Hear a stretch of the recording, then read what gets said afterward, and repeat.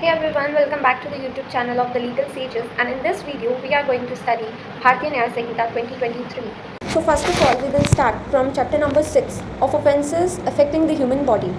इसमें भी हम कवर करने वाले हैं of offences affecting life. So why we are studying only these and why we are starting from chapter 6, क्योंकि इससे पहले के जो सेक्शंस है वो हम ऑफलाइन मोड में कवर कर चुके हैं और यहाँ पर हम ऑनलाइन मोड में कवर करेंगे section number 100 to 113 in a series. तो ये सारे सेक्शंस किसके लिए हैं? ऑफेंस अफेक्टिंग लाइफ, यानी कि जैसे मर्डर है, कल्पेबल होमिसाइड है, अटेम्प्ट टू मर्डर है, ये सारी चीज़ें.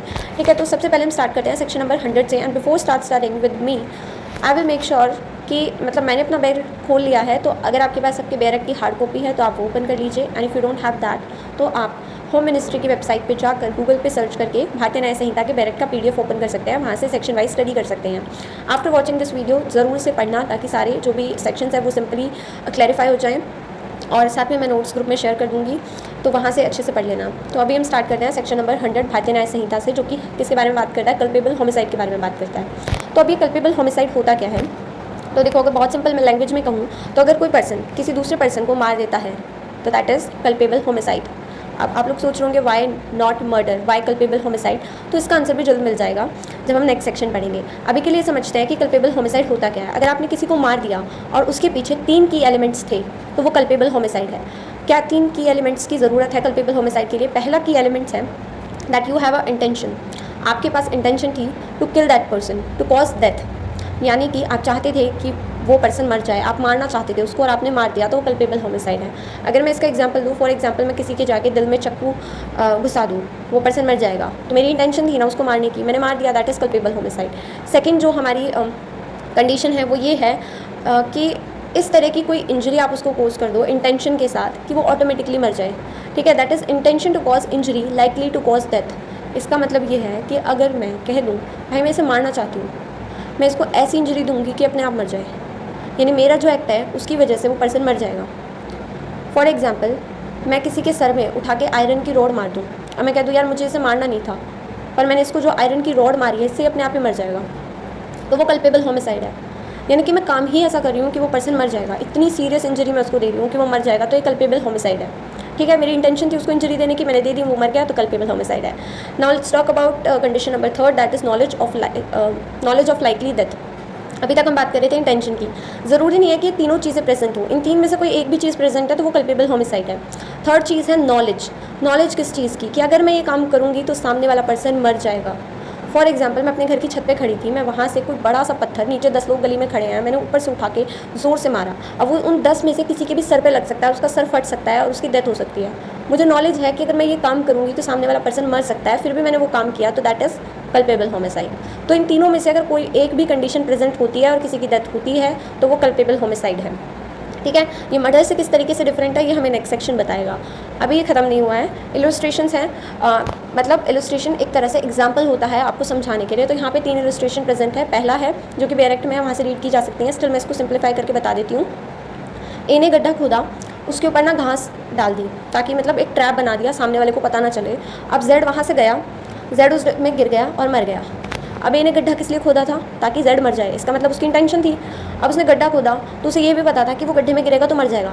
इंटेंशन भी थी, नॉलेज भी थी, दोनों चीज़ें थी. तो ए किस लिए गिल्टी है, किस लिए लायबल है? कल्पेबल होमिसाइड के लिए. तो जो कल्पेबल होमिसाइड का ऑफेंस है ना, वो आपके माइंड को रीड करता है, आपके मेंटल स्टेट को देखता है, जिसे हम बोलते हैं मेंस रिया, यानी कि गिल्टी माइंड. आपका माइंड गिल्टी था. ठीक है. सेकेंड इलस्ट्रेशन हमें किस बारे में बताती है कि ए ने बी को ट्रिक करके, मतलब बहकावे में ला के क्या किया, बोला कि वहाँ पे उस जगह पे फायर कर दो. ठीक है, बुश में फायर कर दो. अब ए को पता था कि वहाँ पर पीछे जेड खड़ा है, पर उसने बोला बी को भाई तू फायर कर दे. अब बी को तो नहीं पता वहाँ पे जेड खड़ा है, तो जब बी वहाँ पे शूट करता है तो जेड मर जाता है. बी की गलती नहीं थी. ठीक है, लेकिन ए को पता था, तो ए की इंटेंशन भी थी, ए की नॉलेज भी थी, तो ए यहाँ पर कल्पेबल होमिसाइड के लिए गिल्टी है. और अगर बात करें बी की, तो शायद उससे कहीं ना कहीं मतलब we can prove him innocent with the general exceptions. ठीक है. इलस्ट्रेशन सी की बात करें तो इसमें लिखा गया है कि ए जो है बी को शूट करना, बर्ड को शूट करना चाहता था, लेकिन एक्सीडेंटली उससे एक पर्सन को शूट हो गया जो कि वहाँ पीछे छुपा था. तो ए को ये नहीं पता था कि भाई वहाँ कोई है, उसको नॉलेज नहीं था, उसकी कोई इंटेंशन नहीं थी मारने की, तो ये कल्पेबल होमिसाइड नहीं है. तो हमने ये कल्पेबल होमिसाइड पूरी तरीके से समझ लिया है ना? नहीं, अभी 3 एक्सप्लेनेशंस और हैं. In the last I will provide you a summary notes in this video itself. तो वहाँ पे सारी चीज़ें सम अप हो जाएंगी।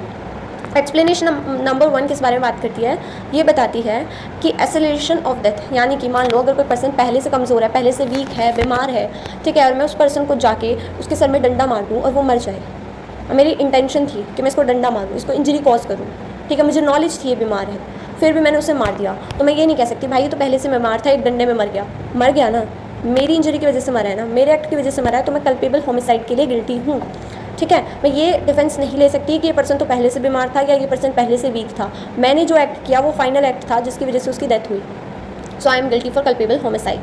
एक्सप्लेनेशन नंबर 2 की बात करें तो यहाँ पर है no excuse of medical saving. मान लो अब मैं उस बुजुर्ग आदमी के सर में मैंने डंडा मार दिया, खून निकलना स्टार्ट हो गया, वो पहले से वीक है, बुजुर्ग हैं, ठीक है, तो अब मैं कहूँ कि भाई इनको कोई हॉस्पिटल नहीं लेके गया इसलिए मर गए, अगर ये हॉस्पिटल चले जाते टाइम से, डॉक्टर इनकी जो है मरहम पट्टी कर देते और ये ठीक हो जाते, तो इसमें मेरी कोई गलती नहीं है। गलती क्यों नहीं है भाई, वो हॉस्पिटल जाए, पहुँच पाए, नहीं पहुँच पाए, उससे मतलब नहीं है कोर्ट को इस बात से मतलब है तुमने मारा और वो मर गए, उनको टाइमली ट्रीटमेंट नहीं मिला, ये कोई डिफेंस नहीं है, तुमने मारा ही क्यों, ठीक है। तो इट इज़ दैट कि no excuse of medical saving, कि भाई पुअर मेडिकल कंडीशन थी तो ये कोई सेविंग नहीं है। एक्सेप्शन नंबर 3 बात करता है death of unborn and born child, यानी कि मान लो अगर कोई पर्सन किसी अनबॉर्न चाइल्ड को मार देता है तो क्या वो कल्पेबल होमिसाइड है, तो अगर वो बच्चा अभी तक मदर के वॉर्म में है तो वो कल्पेबल होमिसाइड यहाँ सेक्शन नंबर 100 में नहीं है।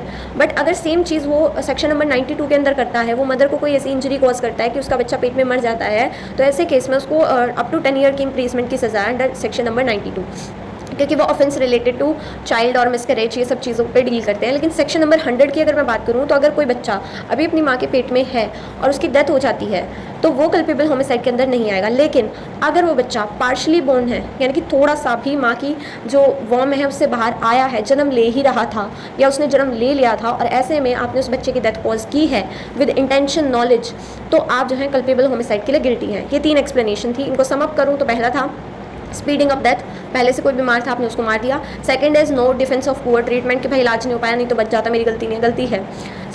एक्सप्लेनेशन नंबर 3 इज अबाउट कि अगर कोई बच्चा पैदा नहीं हुआ है तो वो उसको मारना होमिसाइड नहीं है, अगर कोई बच्चा पैदा हुआ है उसकी डेथ आपने कोज किया तो वो होमिसाइड है।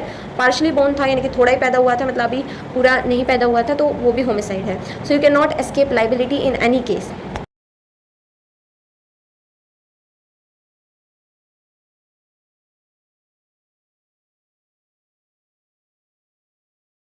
Let's start section number 101।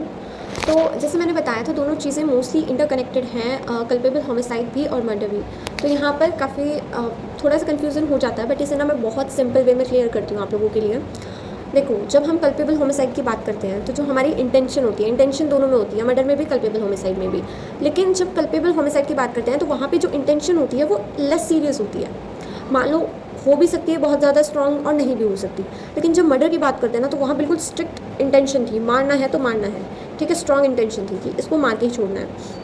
उसके बाद अगर मैं बात करूँ रिस्क की, तो जब हम बात करते हैं कल्पेबल होमिसाइड की तो वहाँ पर डेथ पॉसिबल थी कि हो सकती है डेथ, ठीक है। लेकिन जब हम बात करें मर्डर की तो वहाँ ऑलमोस्ट सर्टेन थी कि कोई रोक ही नहीं सकता है, इस एक्ट में तो डेथ होनी ही होनी है, दैट इज़ मर्डर, ठीक है। तो यहाँ पर कल्पेबल होमिसाइड में चीज़ें थोड़ी लोअर होती हैं, लेस सीरियस होती हैं, बट जब हम बात करते हैं मर्डर की तो चीज़ें बहुत ज़्यादा सीरियस होती हैं। अभी तो मैंने थोड़ा सिंपल बता दिया, अब इसको बेयर एक्ट की लैंग्वेज से पढ़ते हैं।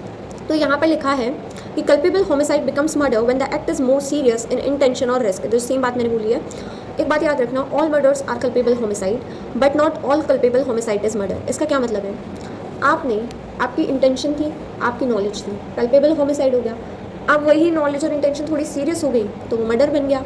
लेकिन इससे हमें क्या पता चला कि मर्डर, हर एक मर्डर कहाँ से होके आया है, कल्पेबल होमिसाइड से होके आया है, यानी कि एवरी मर्डर, ठीक है, all murders are culpable homicide. वो कल्पेबल होमिसाइड थे तब वो मर्डर बनी है, but not all culpable homicides are murder. कुछ कल्पेबल होमिसाइड जो लेस सीरियस है वो तो वही रह गए ना, वो तो कल्पेबल होमिसाइड ही रहे, वो तो कभी मर्डर बने ही नहीं। इसीलिए हम कहते हैं कि all murders are culpable homicide but not all culpable homicides are murder, क्योंकि सारे तो इधर नहीं पहुँचते हैं इस कैटेगरी में, क्योंकि कुछ लेस सीरियस होते हैं, तो वो लेस सीरियस वाले कहाँ जाते हैं, कल्पेबल होमिसाइड में। लेकिन मर्डर तो सीरियस ही होता है, तो मर्डर उस कैटेगरी से तो होके आया ही है। तो अब बात करते हैं इनके डिफरेंस की। तो इसमें क्या क्या की एलिमेंट्स होने चाहिए मर्डर में। पहला है डायरेक्ट इंटेंशन टू किल, बिल्कुल डायरेक्ट इंटेंशन थी, मारना है तो मारना है। If a person clearly intend, ठीक है, तब जैसे जाके सामने किसी के सर पे मैं बंदूक रख दूँ और चला दूँ, क्लियर इंटेंशन था इसी को ही मारना है मुझे। कल्पेबल होमिसाइड में क्या था कि भाई मुझे नहीं पता था कि वहाँ पे वो खड़ा है, मैंने मार दिया, ठीक है। तो यहाँ पर क्या है कि भाई मैंने डायरेक्ट उसके सर पे बंदूक रख के मारी है, मेरी इंटेंशन थी, मेरी नॉलेज थी, सब था, मैंने मार दिया। B is the next essential is intention plus knowledge of victim's condition. मान लो मुझे पता है जो सामने वाला पर्सन है उसकी तबीयत ठीक नहीं है, उसके हार्ट में प्रॉब्लम है, फिर भी मैं उसके सामने जानबूझकर लाउड स्पीकर बजा के मैंने बहुत चिल्लाया या उसको बहुत सुनाई, या उसके सर में प्रॉब्लम थी, ठीक है, उसके दिल में प्रॉब्लम थी और मैंने उसे खरी खोटी बातें सुना दी जिसकी वजह से उसकी डेथ हो गई। ठीक है, मुझे पता था, मेरी इंटेंशन थी भाई मैं इसको सुना दूंगी ना, ऐसे मर जाएगा, मुझे कुछ हथियार यूज़ करने की भी ज़रूरत नहीं है। दूसरा, मेरे पास नॉलेज थी कि पहले से बीमार है, अगर मैं इसे कुछ कहूँगी तो मर जाएगा, लेकिन फिर भी मैंने कहा। तो ये क्या है? मर्डर है। क्योंकि बहुत सीरियस बात है कि आपके पास इंटेंशन भी था, आपके पास नॉलेज भी था, फिर भी आपने उस पर्सन की विक्टिम की कंडीशन का फ़ायदा उठाया। Next is injury sufficient to cause death. अब मुझे पता है भाई कि अगर मैं किसी को गोली सर में मार दूंगी ना तो वो तो मरेगा ही मरेगा, इसमें कोई डाउट ही नहीं है, फिर भी मैंने मार दी तो वो मर्डर है, वो कल्पेबल होमिसाइड नहीं, मर्डर है। एक्सट्रीमली डेंजरस एक्ट, बहुत ज़्यादा एक्सट्रीमली डेंजरस। 10-12 लोग खड़े थे, मैंने वहाँ पे मिसाइल छोड़ दी। कोई मिसाइल से बच सकता है? नहीं बच सकता, सर्टेन बात है। ठीक है, बहुत डेंजरस एक्ट है, मैंने फिर भी मार दिया तो ये मर्डर के अंदर है, कल्पेबल होमिसाइड नहीं है। तो बस डिग्री ऑफ इंटेंशन का और रिस्क का पता चलता है, सीरियसनेस वही बताती है कि इसमें कितनी है। तो मैंने डिफरेंस भी बता दिया दोनों में, एंड वो स्टेटमेंट भी क्लियर कर दी जिसको लेकर बहुत बच्चों को डाउट होता है। लेकिन यहीं पे हमारा मर्डर का सेक्शन खत्म नहीं होता है, अभी जो है इलस्ट्रेशंस आएंगी। इलस्ट्रेशन मैं स्किप कर देती हूँ क्योंकि मैंने एग्जाम्पल ऑलमोस्ट सारे बताई दिए हैं। ठीक है, जैसे विक्टिम की वीक कंडीशन का ये सारी मैंने बता दी है, तो ये इंटरकनेक्टेड है। जैसे इलस्ट्रेशन 1 में डायरेक्ट इंटेंशन की बात हो रही है, बी वाली में नॉलेज ऑफ विक्टिम्स कंडीशन, तो जो मैंने बताया वो इलस्ट्रेशंस ही थी जो मैंने एग्जाम्पल्स आपको दिए हैं। फिर हम एक्सेप्शन की बात करते हैं। यहाँ पे हमें 5 एक्सेप्शंस देखने को मिलते हैं, पाँचों पढ़ते हैं। फर्स्ट है ग्रेव एंड सडन प्रोवोकेशन। अब देखो मर्डर तो मर्डर होता है, लेकिन मान लो किसी ने मुझे अचानक से इतना ज़्यादा गुस्सा दिला दिया कि मैं उसे सहन नहीं कर पाई। फॉर एग्जाम्पल मेरी बेस्ट फ्रेंड है, किसी ने आके मेरी बेस्ट फ्रेंड को गोली मार दी, ठीक है, और उसके बारे में उसने बहुत गंदी गंदी बातें बोली। अब मुझे गुस्सा आ गया, बिकॉज मैं क्यों सुन सकती हूँ, बहुत सडन और ग्रेव गुस्सा आ गया। उठा के मैंने उस पर्सन के सर में वहीं से पत्थर उठा के मार दिया, वो मर गया।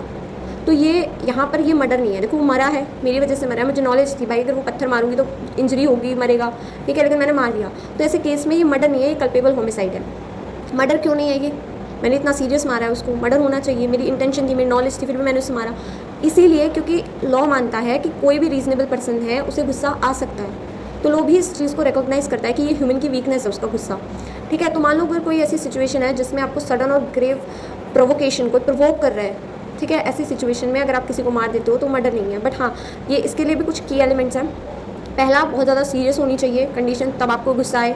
सडन प्रोवोकेशन होना चाहिए, नहीं इमीडिएटली ऑन द स्पॉट, सामने से उसने आके मारा तभी मैंने उसको मारा। ये नहीं कि मैं एक दिन बाद जाके मार रही हूँ, एक दिन बाद जाके मारूंगी तो वो तो क्या हो जाएगा, बदला लेना हो जाएगा, रिवेंज हो जाएगा। At that point of time मुझे गुस्सा आया, मैंने उसी पॉइंट ऑफ टाइम पे मार दिया, वो सडन प्रोवोकेशन है, अदरवाइज वो रिवेंज हो जाएगा। लॉस ऑफ सेल्फ कंट्रोल, मैं अपने आत्म जो सेल्फ कंट्रोल है वो मैंने खो दिया, भाई मेरे से कंट्रोल नहीं हो रहा, कैसे कह दिया इसने, मार दिया मैंने। Death must be link to provocation, अगर मैंने उसे मारा है तो वो इसी वजह से मारा है क्योंकि उसने मुझे प्रोवोक किया था, इसलिए नहीं कि ठीक है उसने मेरी बेस्ट फ्रेंड के बारे में जो बोला वो उसने अच्छे कपड़े नहीं पहने थे, मुझे पसंद नहीं आया, मैंने मार दिया, ऐसा नहीं होना चाहिए। मेरा जो एक्ट है वो इसी वजह से होना चाहिए कि उसने मुझे प्रोवोक किया मारने के लिए। ठीक है, तो ये इंपॉर्टेंट कंडीशंस हैं। अब यहाँ पे ना कुछ एक्सेप्शन में कुछ चीज़ें हैं जो अलाउड नहीं है। सेल्फ क्रिएटेड प्रोवोकेशन, किसी ने आपको कह दिया कि तुम तो बड़े बदतमीज़ खानदान से आते हो, इतनी सी बात पे आप चिढ़ गए, आपने उसकी जान ले ली।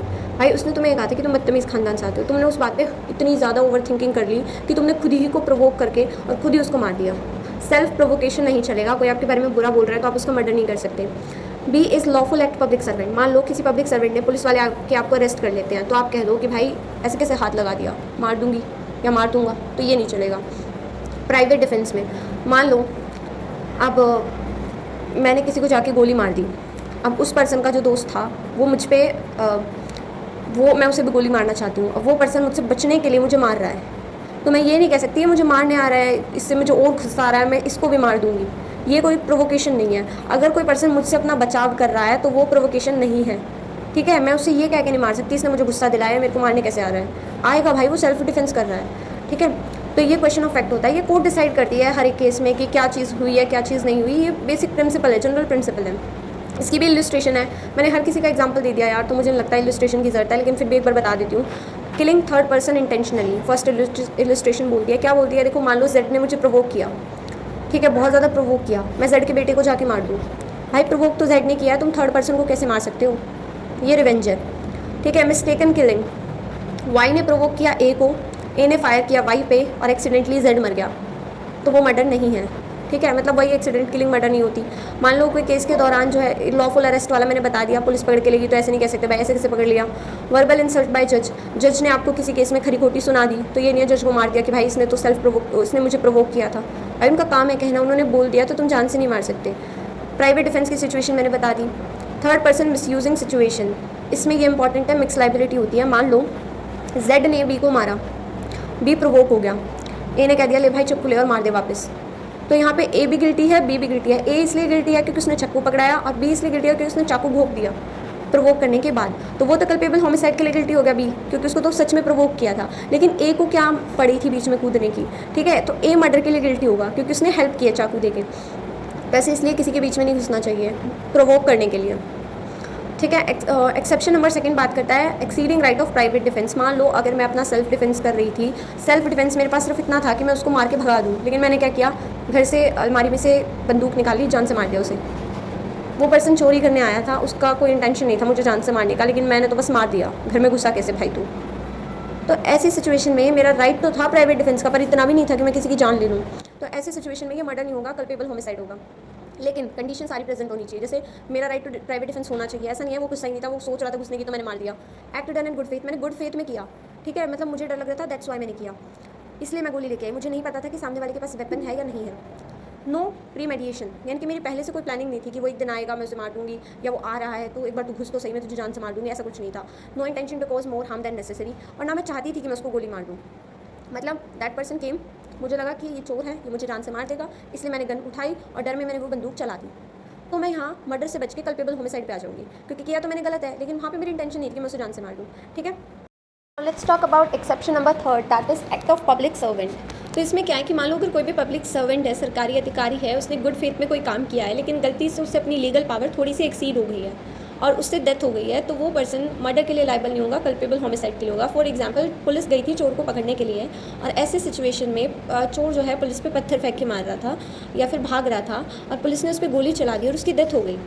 तो अब पुलिस का काम था पकड़ना, लेकिन इतनी भी सीरियसनेस से नहीं पकड़ना था कि आप उसके मतलब ठीक है आप पैर में गोली मार सकते थे, लेकिन जो पुलिस ऑफिसर थे उन्होंने सर में गोली मार दी, जिसकी वजह से मान लो चोर की डेथ हो गई। तो ये उनकी जो लीगल पावर है उससे थोड़ा सा हाई ऊपर चला गया, ठीक है, या फिर ज़्यादा ऊपर भी चला गया। लेकिन जो पुलिस वाले हैं उनका गुड फेथ था उसको पकड़ने का, गलती से सर में गोली लग गई, पैर पे मारना चाहते थे सर पे लग गई, तो ऐसे में वो मर्डर नहीं है, बट वो कल्पेबल होमिसाइड है, क्योंकि मर्डर मतलब मरे तो है ना जो भी मरा है। एक्सेप्शन नंबर 4 की बात करें तो ये है सडन फाइट। मान लो आपकी सडन किसी के साथ फाइट हो जाती है, आपका इंटेंशन नहीं था, पहले से कोई दुश्मनी नहीं थी, कोई प्लानिंग नहीं थी, और आपकी अचानक से फाइट हो गई, बहुत ज़्यादा गुस्सा आ रहा था, दो लोगों की आपस में फाइट हुई, एक ने दूसरे को मार दिया, डेथ हो गई, तो वो मर्डर तो नहीं है लेकिन कल्पेबल होमिसाइड है, क्योंकि प्लानिंग नहीं थी, इंटेंशन नहीं थी, तो इसलिए वो कल्पेबल होमिसाइड है, क्योंकि नॉलेज तो थी भाई।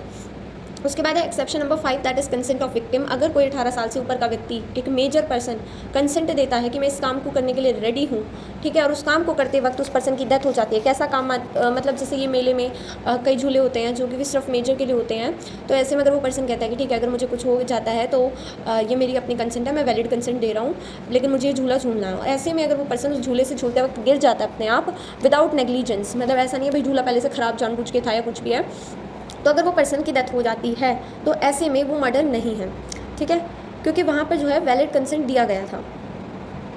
सो एक्सेप्शन 5 जो है चाइल्ड पे अप्लाई नहीं होता। मान लो आप किसी को कह दो कि 18 साल से कम का था कि नहीं इसने तो वैलिड कंसेंट दी थी, जो 18 साल से कम के हैं उसकी कंसेंट की यहाँ पे बात हो ही नहीं रही है, ठीक है, लेकिन जो अडल्ट हैं उनके लिए बात यहाँ पे की गई है।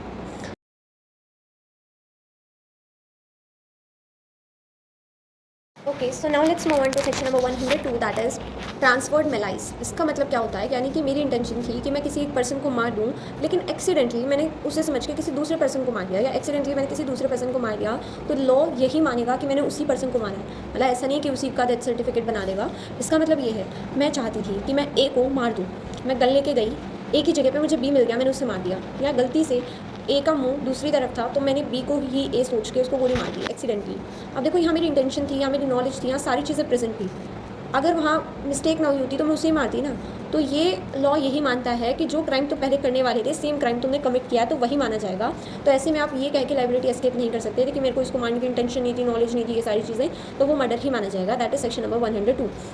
ठीक है। इसमें सेक्शन नंबर 103 आता है पनिशमेंट फॉर मर्डर। देखो, इसका सबसेक्शन 1 जनरल रूल बताता है अगर कोई भी पर्सन मर्डर कमिट करता है तो उसे या तो डेथ पेनल्टी मिलेगी या फिर लाइफ इंप्रीजमेंट प्लस फाइन मिलेगा। इससे कम की कोई सज़ा नहीं है। हाईएस्ट सज़ा या तो मौत की सज़ा या फिर लाइफ इंप्रीजमेंट प्लस फाइन। सबसेक्शन 2 कहता है स्पेशल केस। स्पेशल केस है ग्रुप मर्डर का। मान लो 5 या 5 से ज़्यादा लोग मिलकर किसी पर्सन का मर्डर कमिट करते हैं on the basis of caste, religion, race, gender, language etcetera.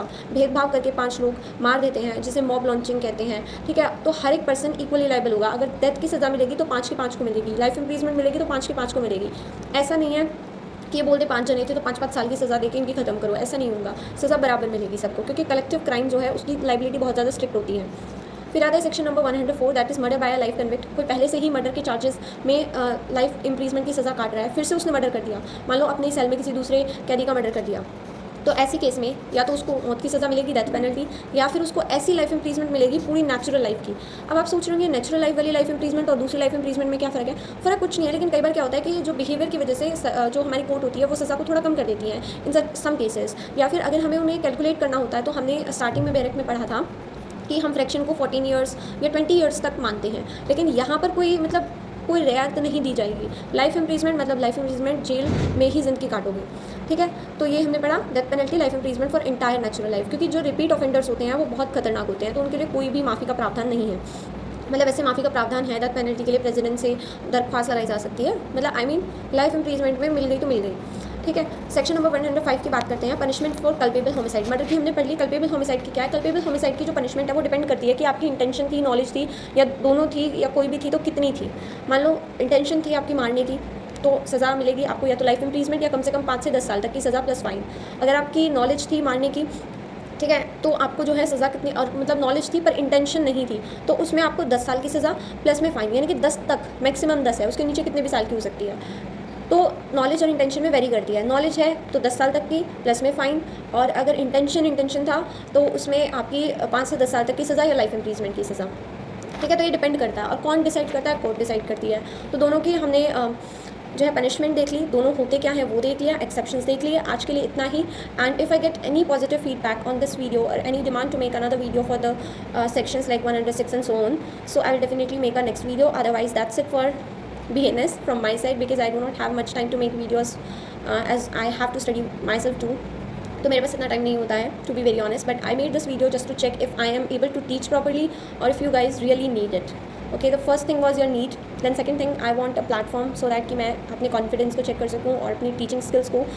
So that's all for today, and have a nice day and keep learning, stay sharp, stay safe, and मैं notes share कर दूँगी, उनमें से ज़रूर पढ़ना है। Thank you so much for watching the video and do subscribe the channel. See you in the next one.